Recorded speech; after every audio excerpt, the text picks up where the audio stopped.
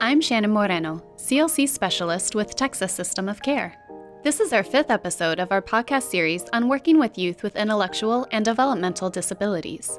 We continue our conversation with Michelle Garcia, clinical psychologist at Michelle Garcia, Psy.D. and Associates in the Woodlands, Texas.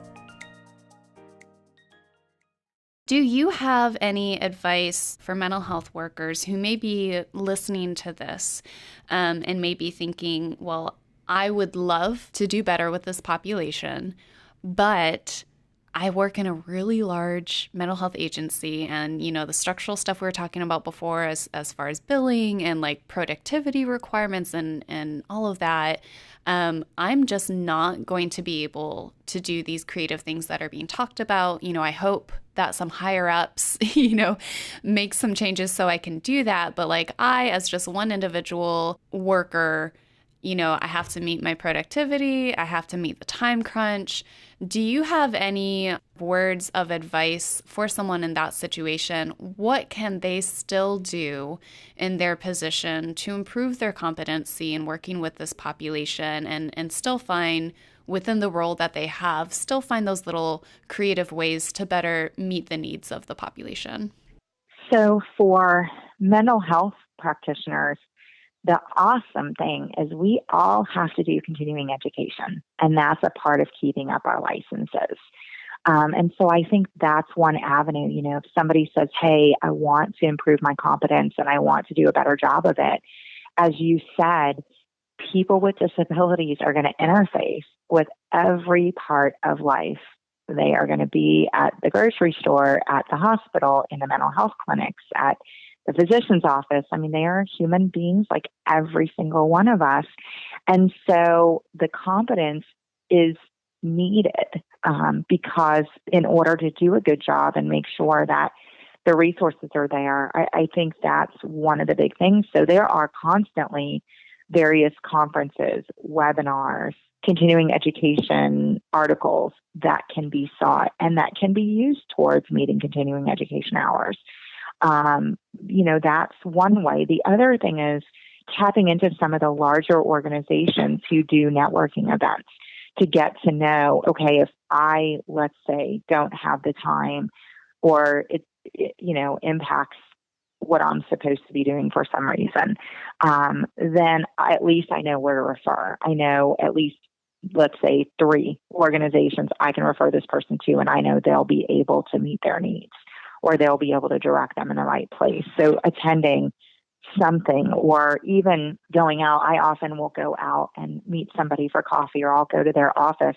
And I know not everybody has the time to do that, but just going to 1 or 2 networking events, if you share where you feel you're lacking or you feel your organization needs improvement, more than likely, if you tap into the larger organizations who have been in this industry for years, such as the ARC, they will be able to say, oh, well, my goodness, let me put you in touch with this person or that person because they can probably help. They have a wealth of resources. It's just a matter of tapping into those larger organizations and doing that networking. Even as much as a phone call, if that's all you have time for, is a good thing to do. But I find the networking events a lot of times in this industry are a lot of fun, and they give you that intrinsic benefit that often as mental health practitioners we need. We need that extra time to get out of being in that caretaking because, again, we burn out as well. And so going to fun happy hour networkings or, dances or things so that we can spend that time networking, I think is great to find those resources. And then, like I said, the awesome thing is we have to do continuing education. So, why not set a goal? Hey, out of the, for example, 20 continuing education credits I need to get this year, I'm going to make sure that every year I get at least 3 in the area of IDD so that I can improve my competency. Mm-hmm.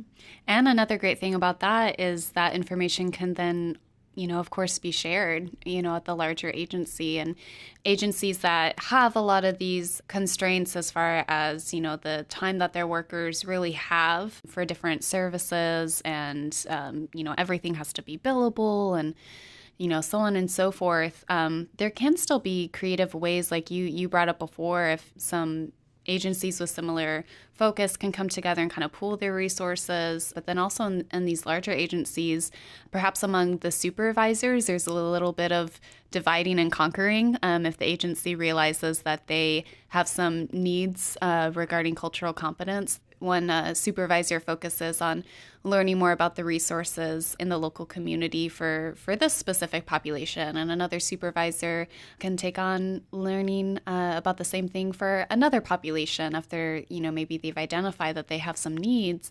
And then that information can be not just in an informal way, but through a formal process at all staff meetings and lunch and learns and other ways that information can be infused throughout the agency. So I know that sometimes it can feel very frustrating for individual workers that they feel like they're not in a position of power or in a position of change to really make the agency poised in a way to better serve a specific population. But the reality is that workers within an agency have a lot of power in their disposal, to influence, certainly at times, more than the actual folks that we're serving have that power for influence, unfortunately. So, I always try to encourage folks to realize the potential for change that they have. And sometimes it can seem very big and it can seem very difficult to enact that change.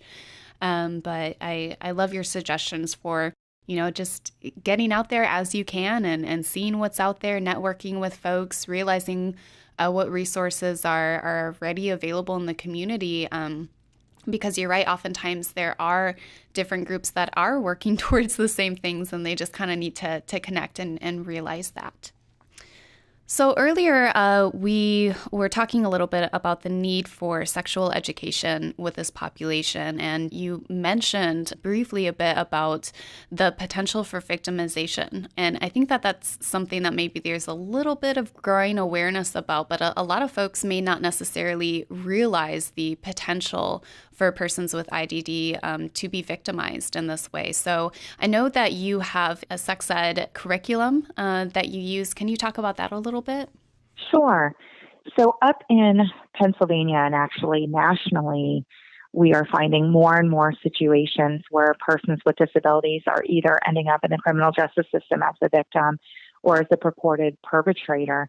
And unfortunately, because of a lack of education across the board, are ending up in jail, where most oftentimes individuals diagnosed with disabilities are not receiving the treatment or care or education that they need in those ways. So as a preventative measure, we created a sex education curriculum to teach all of the different skills that are lacking. So we go through public versus private. We go through sexually transmitted infections. We go through sexuality, rights and responsibilities. We talk about safety and social media safety as well.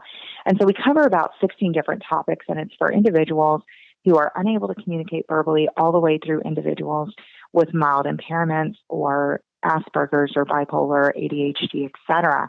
And the reason for us to write this, as I said, is to prevent individuals from entering the criminal justice system and to protect them with education, to provide a means for these individuals to understand the different concepts that we in the past have unfortunately not done a good job of educating. Just recently, NPR had a whole series about sex education in the schools and for adults with disabilities and the need for it because of the increased rate of victimization. And as I said, the possibility of perpetration or purported perpetration. And so the curriculum, it covers a lot of different areas. It's multimodal, and it's something organizations nationwide have started to recognize and use. And then we've also started to offer groups for people with disabilities in the Woodlands and in Psy.D as well.